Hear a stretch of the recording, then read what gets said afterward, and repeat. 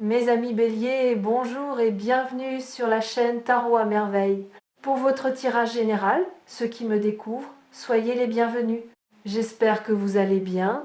Allez, c'est parti.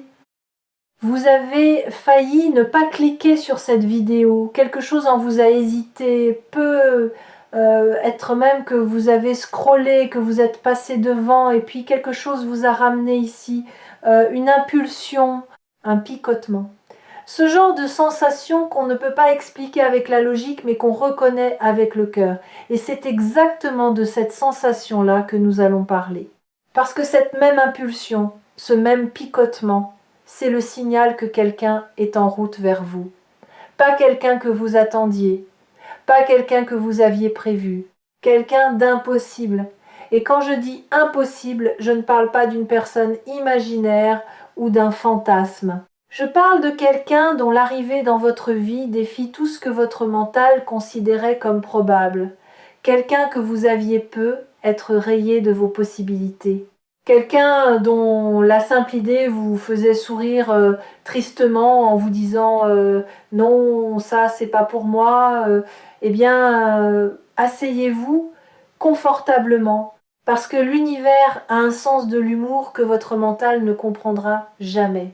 Avant de vous parler de cette personne, je dois d'abord vous parler de vous, de ce qui s'est passé en vous ces derniers temps. Parce que rien n'arrive par hasard, et surtout pas les rencontres. Une rencontre, c'est le résultat d'un alignement. Deux personnes ne se croisent pas simplement parce qu'elles empruntent le même chemin.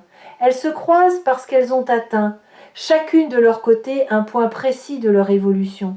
Un point où la rencontre devient non seulement possible, mais nécessaire. Et vous, sans le savoir, vous avez atteint ce point. Repensez aux dernières semaines. Quelque chose a changé dans votre manière de vous percevoir. Ce n'est peut être pas spectaculaire. Ce n'est peut être pas un grand déclic accompagné de violon. C'est plus subtil que ça.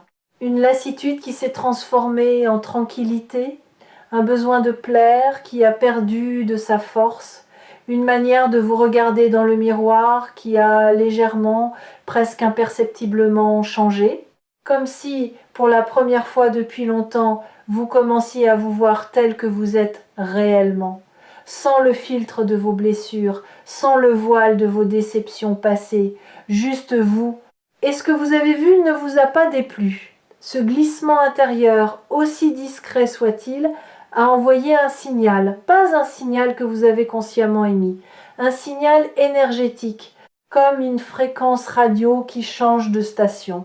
Et quelque part, quelqu'un a capté cette fréquence. Quelqu'un dont la propre station intérieure vient de se régler sur la même longueur d'onde que la vôtre. Cette personne ne sait peu, être pas encore pourquoi elle pense à vous, ou pourquoi quelque chose en elle se tourne dans votre direction, mais elle le sent. Comme vous sentez en ce moment que ces mots vous concernent, je voudrais que vous compreniez quelque chose de fondamental sur la nature des rencontres impossibles. Elles ne se produisent jamais quand on les cherche. Jamais. Et ce n'est pas une cruelle ironie du destin, c'est une mécanique précise. Quand vous cherchez désespérément quelqu'un, vous émettez une énergie de manque. Et le manque attire le manque. Vous attirez des personnes qui manquent elles aussi de quelque chose. Et ensemble, vous essayez de combler des vides avec d'autres vides. Ce n'est pas une rencontre, c'est un arrangement de survie.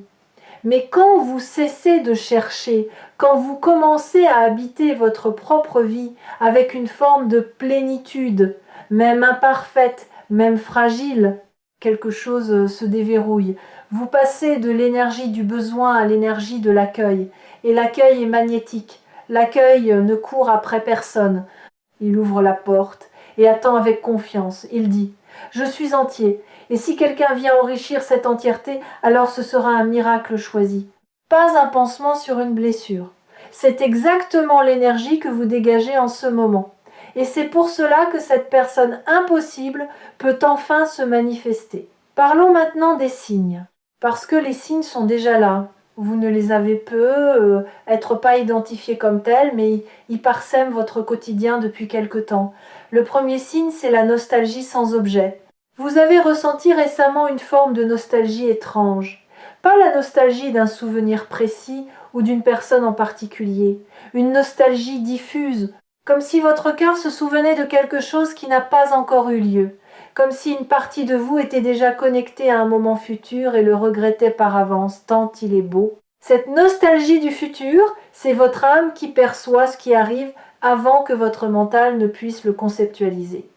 Le deuxième signe, c'est un changement dans vos goûts, quelque chose de très concret. Peut être que vous écoutez des musiques différentes, peut être que vous êtes attiré par des endroits que vous ne fréquentiez pas avant, peut être que vous avez soudain envie de prendre soin de vous d'une manière nouvelle, de changer un détail dans votre apparence, de réarranger un espace de votre maison. Ces changements apparemment anodins ne sont pas anodins du tout. Votre être tout entier se prépare. Il fait de la place. Il réorganise votre monde extérieur pour qu'il corresponde au monde intérieur qui est en train de naître. Et dans ce monde intérieur nouveau, il y a une place pour quelqu'un. Une place que vous n'avez pas créée volontairement. Elle s'est créée toute seule, comme une clairière qui s'ouvre au milieu d'une forêt dense. Le troisième signe est plus troublant. Ce sont les rêves. Pas nécessairement des rêves clairs avec un visage ou un nom. Plutôt des rêves de sensations. Vous vous réveillez avec l'impression d'avoir été en présence de quelqu'un. Une chaleur, une douceur, un sentiment de reconnaissance, comme quand on retrouve quelqu'un qu'on n'a pas vu depuis très longtemps et que les mots sont inutiles parce que le silence suffit. Ces rêves sont des avant-goûts, des fragments de ce qui vient. Et il y a un quatrième signe plus discret mais tout aussi révélateur. Vous avez commencé à faire le tri. Pas seulement dans vos placards ou dans votre téléphone, dans votre vie intérieure. Des pensées auxquelles vous vous accrochiez depuis des années ont commencé à perdre leur emprise. Des jugements que vous portiez sur vous-même se sont adoucis. Des souvenirs douloureux ont perdu un peu de leur charge émotionnelle, comme des orages qui s'éloignent et dont on n'entend plus que le grondement lointain. Ce tri n'est pas anodin. C'est votre être profond qui range la maison avant l'arrivée d'un invité. Pas n'importe quel invité. L'invité que votre cœur attend depuis si longtemps qu'il avait presque renoncé à l'espérer. Cinquième signe, et celui-ci est particulier, vous ressentez par moments une joie inexplicable. Une joie qui ne correspond à rien de concret dans votre quotidien. Tout va comme d'habitude, rien de spécial ne s'est produit, et pourtant, pendant quelques secondes, parfois quelques minutes, un sourire vous vient, une légèreté traverse votre poitrine, comme si votre corps savait quelque chose que votre tête ignore encore. Cette joie sans cause apparente et peut être le signe le plus beau de tous. C'est votre futur qui envoie des échos dans votre présent. C'est la preuve que quelque chose de lumineux existe déjà dans votre ligne de vie et que votre âme peut le percevoir bien avant que vos yeux ne le voient. Si vous êtes ici sur Tarot à merveille, c'est que votre intuition fonctionne déjà à plein régime. Vous captez des signaux que la plupart des gens ignorent. Et cette capacité, cette sensibilité, c'est précisément ce qui rend possible ce qui arrive. Maintenant, je dois aborder quelque chose de délicat. Cette personne impossible qui arrive, elle va bousculer certaines de vos croyances, pas vos croyances spirituelles ou philosophiques, vos croyances sur vous-même. Les histoires que vous vous racontez depuis des années sur ce que vous méritez, sur ce qui est réaliste, sur le genre de personne qui pourrait vouloir de vous, ces histoires, vous les avez construites à partir de vos expériences passées. Chaque déception a ajouté une brique au mur. Chaque rejet a renforcé la structure. Et aujourd'hui, ce mur vous semble aussi solide que du béton. Mais voici ce que le béton ne sait pas. Il suffit d'une seule fissure pour que tout s'effondre. Et cette personne, cette rencontre impossible, c'est la fissure. Pas une fissure destructrice, une fissure libératrice. Celle par laquelle la lumière va entrer dans un espace que vous gardiez scellé depuis trop longtemps, Vous allez résister, c'est normal. Quand quelque chose de beau se présente après une longue période de privation, le premier réflexe n'est pas la joie, c'est la méfiance, c'est le doute. C'est cette petite voix qui murmure « Attention, c'est trop beau pour être vrai ». Cette voix n'est pas votre ennemie. Elle est la gardienne de vos anciennes blessures. Elle fait son travail. Elle essaie de vous protéger, mais sa protection est devenue votre prison. Et il est temps de lui dire, avec douceur, avec gratitude même, merci de m'avoir protégé. Mais je n'ai plus besoin de cette protection. Je suis prêt à recevoir. Recevoir, c'est un verbe que vous avez désappris, vous savez donner, vous savez soutenir, écouter, porter, consoler. Mais recevoir, c'est autre chose. Recevoir demande une forme de vulnérabilité qui vous terrifie, parce que recevoir, c'est admettre qu'on a besoin. C'est ouvrir les mains au lieu de les garder fermées. C'est accepter que quelqu'un puisse vouloir prendre soin de vous, non pas parce que vous êtes faible, mais parce que vous le méritez. Ce réapprentissage du recevoir est déjà en cours. Chaque moment où vous vous autorisez un plaisir simple, chaque fois que vous acceptez un compliment sans le minimiser, chaque instant où vous laissez quelqu'un faire quelque chose pour vous sans culpabiliser, vous entraînez ce muscle. Et il se renforce. Cette personne qui arrive va vous offrir quelque chose que vous n'avez jamais véritablement eu. Pas des cadeaux matériels, pas des promesses grandioses, quelque chose de beaucoup plus rare, de la constance. La constance, c'est l'opposé de l'intensité dramatique à laquelle vous vous êtes peu être habitué. C'est une présence régulière, fiable, pas spectaculaire mais profonde. Comme une rivière qui ne fait pas de bruit mais qui creuse la roche au fil du temps. Vous avez peu être confondu l'amour avec le spectacle, avec les montagnes russes émotionnelles, avec le feu d'artifice suivi du silence. Mais ce qui vient vers vous est différent. C'est un feu de cheminée, pas moins chaud, pas moins beau, mais durable, nourri, entretenu. Et avec cette constance viendra quelque chose d'encore plus précieux, le droit d'être ordinaire, le droit de ne pas être parfait, le droit d'avoir des jours où vous n'êtes pas drôle, pas brillant, pas inspirant, des jours où vous êtes simplement fatigué, silencieux, vulnérable, et cette personne sera là quand même, pas par obligation, pas par pitié, par choix, par un choix renouvelé chaque matin. C'est ça le véritable miracle, pas la rencontre elle-même, mais le lendemain de la rencontre, et le surlendemain, et tous les jours qui suivent où cette personne continue de choisir d'être là dans le simple et dans le complexe, dans la joie et dans le doute, laissez-moi vous dire quelque chose sur le mot impossible. En le décomposant, on trouve IM possible. Ce qui est impossible ne l'est que dans le cadre de ce que nous connaissons déjà, mais la vie ne se limite pas à ce que nous connaissons, elle déborde constamment les frontières de notre imagination. Les plus belles choses qui vous sont arrivées, si vous y repensez honnêtement, étaient-elles prévues? Les aviez-vous planifiées? Ou sont-elles apparues dans les interstices, dans les moments où vous aviez lâché le contrôle, dans les espaces que vous n'aviez pas organisés? L'impossible se niche toujours là où le contrôle s'arrête. Et c'est une bonne nouvelle, parce que cela signifie que vous n'avez rien à faire pour provoquer ce qui vient. Vous n'avez pas besoin de stratégie, pas besoin de plan, pas besoin de vous rendre plus intéressant, plus attrayant, plus quoi que ce soit. Vous avez besoin d'être, simplement être, dans votre vérité, dans votre authenticité, même bancale, même imparfaite. Parce que c'est cette authenticité-là, celle qui ne triche pas, celle qui ne joue pas de rôle, qui est le véritable aimant. Il y a un phénomène que j'observe souvent et qui me fascine. Juste avant qu'une grande rencontre se produise, la vie crée ce que j'appelle un silence, un espace vide, une période où rien ne semble bouger, où vous avez l'impression d'être en suspens, pas malheureux, pas heureux, juste en attente de quelque chose que vous ne pouvez pas nommer. Si c'est ce que vous vivez en ce moment, c'est l'un des signes les plus puissants. Ce silence n'est pas un vide. C'est un espace sacré. C'est la respiration que la vie prend avant de vous offrir quelque chose de grand. Comme le silence entre deux notes de musique qui donne sa beauté à la mélodie. Ne remplissez pas ce silence avec de l'agitation. Ne le comblez pas avec des distractions. Habitez-le, apprivoisez-le. Il porte en lui la promesse de ce qui vient.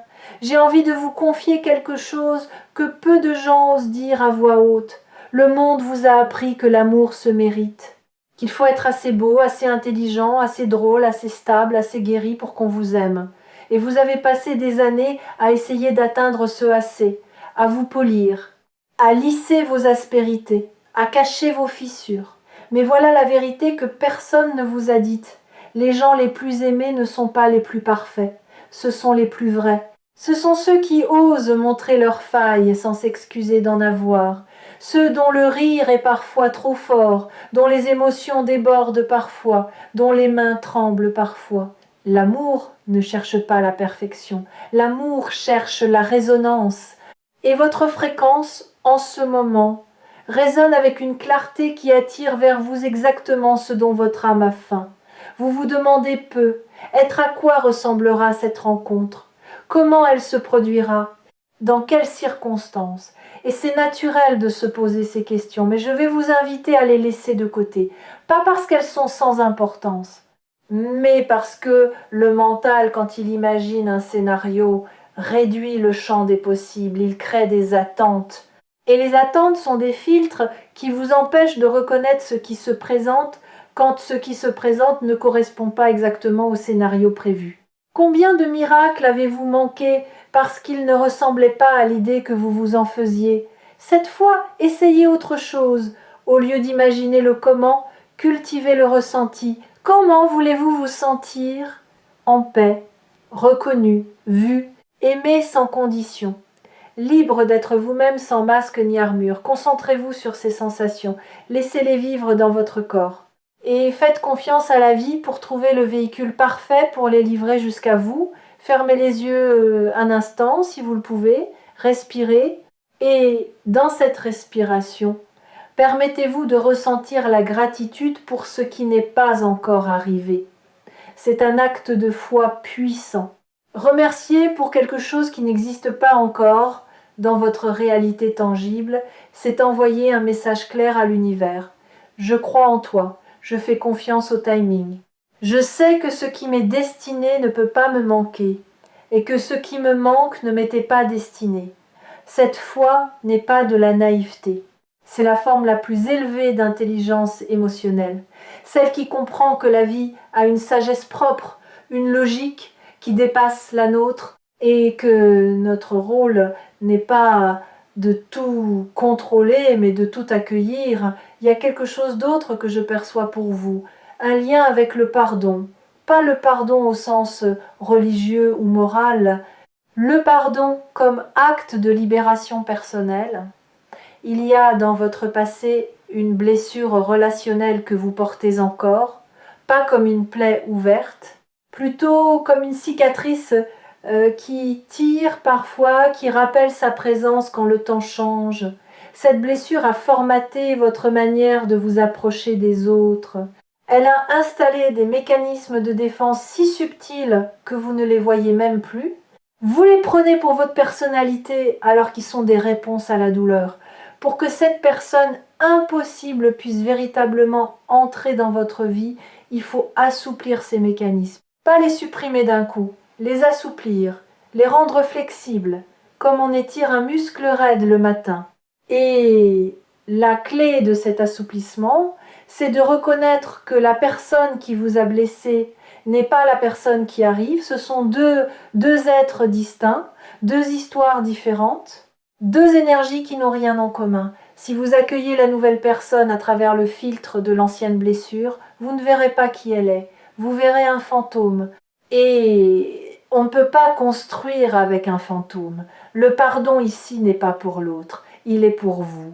Il est le geste qui dit « Je refuse que mon passé dicte mon avenir ». Je refuse que la douleur d'hier réduise la joie de demain. Je mérite une page blanche et je me la donne maintenant. Ce qui rend cette rencontre véritablement miraculeuse, ce n'est pas la personne elle-même, c'est ce qu'elle va déclencher en vous. Un effet miroir d'une puissance rare. Cette personne va vous montrer par sa simple présence des aspects de vous-même que vous aviez oubliés ou reniés, des qualités que vous aviez enterrées sous des couches de prudence, de la tendresse que vous aviez durcie pour vous protéger, de l'espièglerie que vous aviez étouffée pour paraître sérieux, de la passion que vous aviez mise en sourdine pour ne pas déranger. En sa présence, ces parts de vous vont refaire surface, naturellement, sans effort, comme des fleurs qui s'ouvrent quand le soleil revient. Et vous allez vous redécouvrir, vous allez vous dire « Tiens, j'avais oublié que je pouvais rire comme ça. J'avais oublié que je pouvais être aussi léger. J'avais oublié que la vie pouvait avoir ce goût-là. » Et savez-vous ce qui va se passer ensuite? Les gens autour de vous vont le remarquer. Pas parce que vous leur direz quoi que ce soit, mais parce que la lumière se voit. Quand quelqu'un retrouve une part de lui-même qu'il avait perdue, ça se lit dans ses yeux, ça s'entend dans sa voix, ça se ressent dans l'énergie qu'il dégage quand il entre dans une pièce. Certains seront heureux pour vous, d'autres seront déstabilisés, parce que votre transformation leur renvoie un miroir sur ce qu'ils n'osent pas encore faire dans leur propre vie. Ne vous laissez pas freiner par leurs réactions. Votre chemin n'a pas besoin de la permission des autres, il a besoin de votre fidélité à vous-même, à votre vérité, à ce mouvement intérieur qui vous pousse vers l'avant même quand le monde vous invite à rester sur place. Ce n'est pas cette personne qui vous rendra heureux, c'est la version de vous qu'elle éveille qui porte ce bonheur. La nuance est essentielle. Le bonheur ne vient jamais de l'extérieur. Il vient de l'intérieur et parfois il a besoin d'un catalyseur pour se manifester. Cette personne est le catalyseur, mais la matière première, c'est vous. C'est toujours vous. Si vous êtes fidèle au message de Tarot à merveille, vous avez compris depuis longtemps que la vie n'est pas une série d'événements aléatoires, c'est une conversation. Un dialogue permanent entre votre monde intérieur et le monde extérieur. Et ce que vous vivez en ce moment, cette anticipation, cette sensation que quelque chose approche, fait partie de cette conversation. L'univers vous murmure quelque chose. Et votre seul travail, votre unique responsabilité, c'est de rester assez silencieux pour entendre. Dans les temps qui viennent, voici ce que je vous invite à faire. Pas une liste de tâches, pas une méthode en 5 étapes, juste une intention, l'intention de rester ouvert. Quand une opportunité se présente, même petite, même insignifiante en apparence, dites oui. Quand quelqu'un vous tend la main, prenez-la. Quand votre intuition vous pousse vers un lieu, une activité, une conversation, suivez-la sans demander pourquoi. Parce que les miracles ne sonnent pas à la porte avec une pancarte. Ils se glissent dans les détails, dans les marges, dans les moments que vous auriez pu ignorer si vous n'étiez pas attentif. Cette personne impossible va peu apparaître là où vous ne l'attendez pas.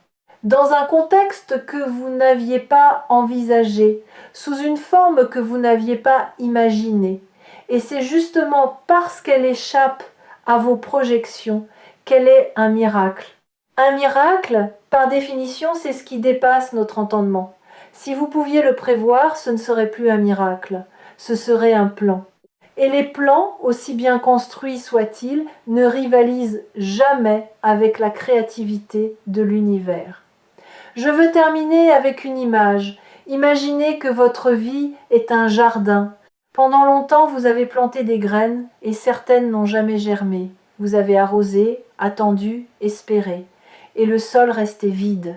Vous avez fini par croire que votre terre n'était pas fertile, que quelque chose en vous empêchait les choses de pousser.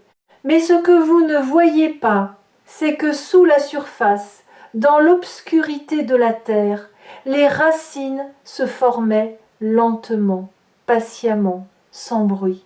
Et un matin, sans prévenir, une pousse va percer la surface, fragile mais obstinée, vivante, réelle. Et cette pousse, c'est le début de tout ce que vous avez semé. de tout ce en quoi vous avez cru même quand rien ne poussait, de tout l'amour que vous avez donné et qui revient enfin vers vous. Cette pousse est en train de percer. En ce moment même, merci d'avoir écouté jusqu'ici. Merci de votre confiance. Merci de votre présence. Vous êtes plus proche que vous ne le croyez de ce que votre cœur désire le plus. Alors ne lâchez pas. Pas maintenant. Pas si près du miracle. Et si ces mots ont touché quelque chose en vous, gardez Tarot à merveille près de votre cœur. Revenez quand vous avez besoin d'un rappel, d'un souffle, d'une confirmation que ce que vous ressentez est vrai. Prenez soin de votre jardin. La plus belle floraison de votre vie est sur le point de commencer.